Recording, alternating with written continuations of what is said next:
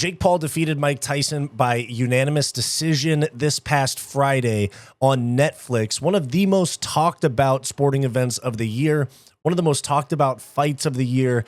And let's just talk about it, guys. I am very regretful that I picked Mike Tyson to win this fight. I think that I let everybody being like, oh, everyone around me like being like, oh, it's still Mike Tyson. He's still got it in him. I let that get to me, which is not something that I will do again, because I had all these people going, no, but Mike Tyson, he's still got that in him, saying that to me, and that took effect on me as we're like leading up to the fight for roughly 6 months leading up to it. I was saying Jake Paul's 27, Mike Tyson's 58. He's going to hurt Mike Tyson badly, and he's going to win easy. Now, it didn't go exactly like that. It did end up going the distance. I said this on one of the live streams leading up to this fight, is that Jake Paul winning by decision is the best outcome for everybody, because then you have Jake Paul beating Mike Tyson so that they can sell his next fight. And then you also have Mike Tyson, who's 58 years old, not get badly hurt. And so the narrative leaving this fight is, wow, Mike really hung in there with a guy 30 years younger than him for an entire fight. Also, Netflix avoids the morality questions of Mike Tyson getting knocked out. Like, why did you book this fight? Etc., etc. Now, what happened was this was a 100% money grab. They did not go out there and fight. They went out there and sparred. I was talking with my brother, who we're both former MMA fighters, and I was talking with him, and we were saying that we spar harder than Jake Paul and Mike Tyson do in this fight. On like a Tuesday night, we'll spar harder than that fight. So first off, the fight was not an actual fight. This is just my opinion. I have no evidence to support this, but just based off what I saw, this looked like it was not necessarily a predetermined outcome, but that they had some sort of no knockout agreement behind the scenes. And because you saw some points where Jake Paul clipped Mike Tyson and could have followed up with a big shot, and he would throw like a looping hook that would miss, or he'd throw a body shot with not much steam on it that couldn't really hurt Mike. We'll talk about this first off. Here we have the CompuBox stats for the fight. This is just to show you the total punches thrown, etc. You have Mike Tyson getting to the point literally after the third round. He almost stopped throwing altogether. He had 2 rounds where he landed 0 strikes, 0 for 8 in the 4th and the 6th, and he went 1 for 6 in the 8th, 3 for 9 in the 7th, 5 for 21. Like, he wasn't accurate the entire fight. His percentage for the entire fight was below 25%. Jake Paul landed more and threw more, as you can see, 25 to Tyson 17, 28 to 17, 44 to 21, 31 to 8, 37 to 11, 30 to 8, 40 to 9, and 43 to 6. So the output was clearly in the younger man's favor, which nobody's surprised by that. Now, power punches thrown, Tyson threw almost no power punches.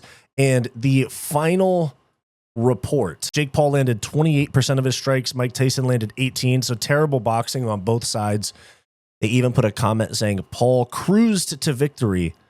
Props to Tyson for going the distance. So as you can see, CompuBox is like an actual legit outlet for scoring fights, and not scoring fights, but keeping track of fights.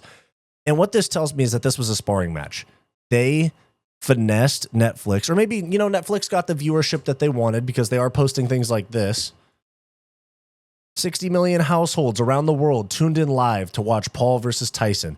This mega boxing event dominated social media, shattered records, and even had our buffering systems on the ropes. So they're trying to spin the fact that they weren't ready for this type of traffic into a positive and say, wow, so many people tuned in that it crashed our system, which is not really something to brag about, in my opinion, Netflix. But Netflix is trying to get into live sports. If 60-year-old Mike Tyson would have just gotten put on a stretcher and taken out of this fight in really bad shape, then there would have been all these morality questions about Netflix, and they may have backed out of combat sports or live sports completely, especially considering that they're bringing in WWE's Monday Night Raw next year to be on Netflix.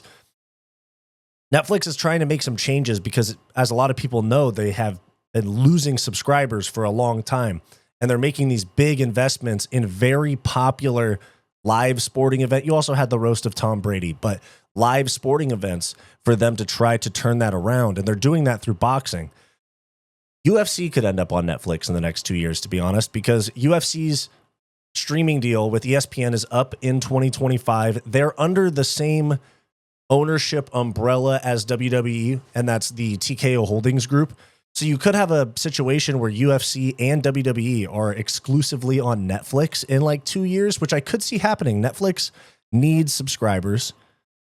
I think that the UFC and their fans are getting tired of having to like justify an $80 pay-per-view. I would be so happy if Netflix had some sort of UFC subscription that was $20 a month and you got the pay-per-views and the fight night, something like that, because ESPN's just gouging. Let's talk about the actual fight itself. We just talked about the stats of it, but the actual logistics of their performances. First off, Mike looked explosive-ish for the first minute, or let's say first round and a half, which is 3 minutes, and then he looked 58 years old for the rest of the fight.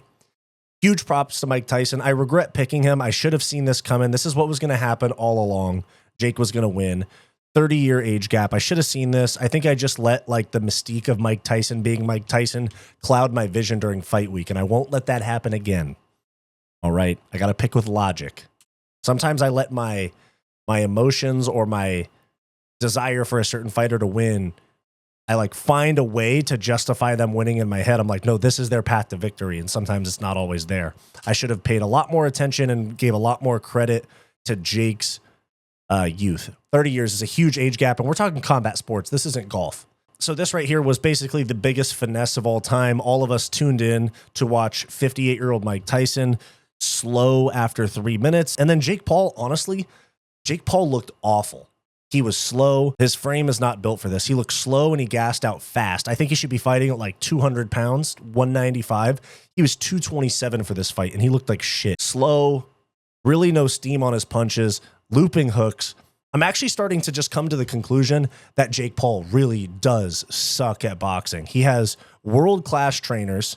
He has the best nutritionists. He has all the money and resources and time to work on his boxing full time, because this is what he does. It's not like he has to sit around editing videos like me. He's not a small-time YouTuber. He has people that do these things for him. I think he just sucks. And now they're talking about Canelo. It's like if he fights like somebody that's close to this weight, that's a legit world champion, like a Bivol, oh my God, Bivol would kill Jake Paul. Canelo might, and he's undersized. I don't really know what you do next. Mike Tyson's done. We're never going to see him fight again unless it's against another 50-plus-year-old boxer, but he got a $20 million bag, okay? Jake Paul got $40 million. Mike Tyson got $20 million to spar, to spar, genuinely.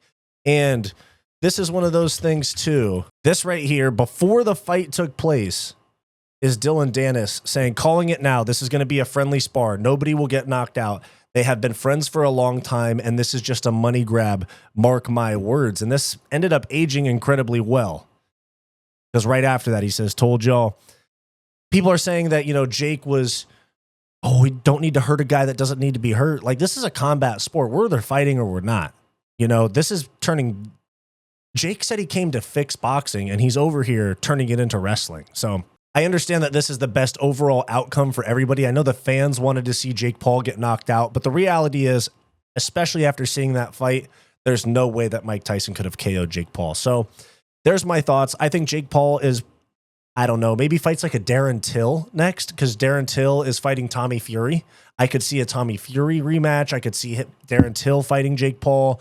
Somebody that's semi-close to Jake's size. Maybe they fight at 200 pounds, because Darren Till was a welterweight and a middleweight. Maybe they fight at 200 pounds. I could see something like that. Canelo's probably not going to fight him. He won't fight somebody like Bivol, who actually said he's down. I don't know. I think the jig is up for Jake, to be honest. I think Jake is cooked. I think that everybody saw this as a money grab after the fight. This was like total and then Logan Paul tried to jump in at the end. Like, oh, hey, let me get a little Netflix bag too. Like, so dumb. So we'll see what happens. Mike's probably not going to fight again. Jake obviously going to keep fighting, but I think that people are going to be severely less interested in Jake Paul's next fight after this performance. So let me know what you guys think down below. Jake Paul, Mike Tyson, huge money grab in my opinion. Totally my opinion. I'm not saying anything. I'm not saying they rigged this event. But it seems like they had a no knockout agreement in the back. So that's what this was. 60 million to Jake, or I'm sorry, 40 million to Jake, 20 million to Mike Tyson, 60 million total to spar. I wish I'm making the wrong choices in life. Let me know what you guys think down below. Jake Paul versus Mike Tyson. Thank you for watching. I'm Wyatt, and this is Fight Society.